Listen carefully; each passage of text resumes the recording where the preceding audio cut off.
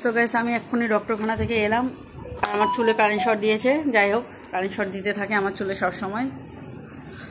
আর ডক্টরের কাছ থেকে আসার পরে আমি দুষ্টুর জন্য ওষুধ নিয়ে চলে এসেছি।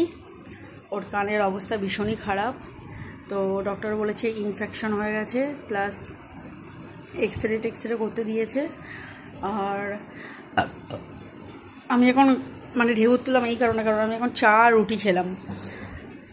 ভেবেছিলাম হয়তো খাবো না, আজকে থেকে হয়তো কিছু ডায়েট কন্ট্রোল করবো, বাট সেটা হলো না, কারণ আমি এখন বাড়ি এসেছি আর বাড়ি এসে প্রচণ্ড জোরে খিদে পেয়ে গেছে। এখন কি খাবো, এই জন্য আমার আর কিছু ভালো লাগছিলো না, সেই জন্য চা রুটি করে খেলাম।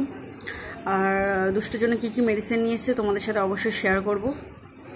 কিছু খাওয়ার মেডিসিন দিয়েছে, কিছু কানের ড্রপ দিয়েছে, আর সেইগুলোকে আমি ওকে দেবো একটু পরে। সবার প্রথমে আমি খেয়ে নেবো আগে, প্লাস ওকে খাইয়ে দেবো। ও খাচ্ছে এখন, আর ও তো খেতে পাচ্ছে না, ম্যাক্সিমামটা লিকুইডটাই খাচ্ছে।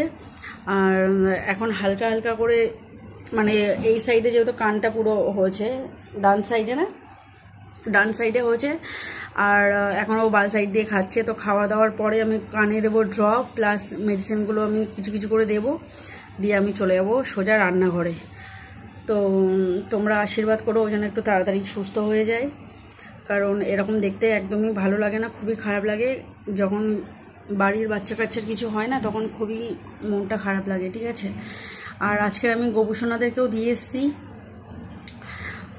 কোথায় দিয়েছি তোমাদের লং একটা ভিডিওর মধ্যে বলে দেবো যে আমি কোথায় দিয়েছি। এটা আমার তো তোমরা সবাই জানো যে আমার 3টে গবেষণা, তো আমার গবেষণার একটুখানি গায়ের রংটংগুলো একটু চটে গেছিলো, তো সেই জন্য আমি 2জনকে দিয়েছি আর 1জনকে রেখেছি।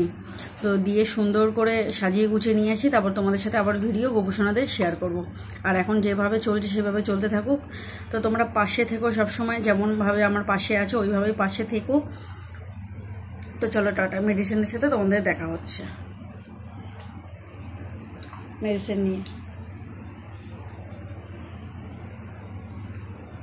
ভিডিওটা করার ইচ্ছা ছিল না, বাট তাও ভিডিওটা করলাম। অ্যাকচুয়ালি তোমাদের সাথে তো সব কিছু শেয়ারই করি, না করে থাকতে পারলাম না, তো মনে হলো চলো করি। আর আমার গলায় দেখো সব র্যাশ বেরিয়ে গেছে গরমের মধ্যে, চুলকিয়ে আমার এই অবস্থা হয়ে গেছে। এত গরম, রোজ এখানে বিদ্যুৎ চমকাচ্ছে, রোজ মেঘ করছে, রোজ ঝড় হচ্ছে, কিন্তু বৃষ্টিটা কেন হচ্ছে না আমি বুঝতে পারছি না। ভাই বৃষ্টি খুবই দরকার, বিশেষ করে আমরা যে এরিয়াতে থাকি সেই এরিয়াতে বৃষ্টিটা হওয়া ভীষণ দরকার, কারণ এখানে প্রচণ্ড গরম, আর গরমে পুরো তো আমার হাল খারাপ হচ্ছে, প্লাস মেয়েটারও হাল খারাপ।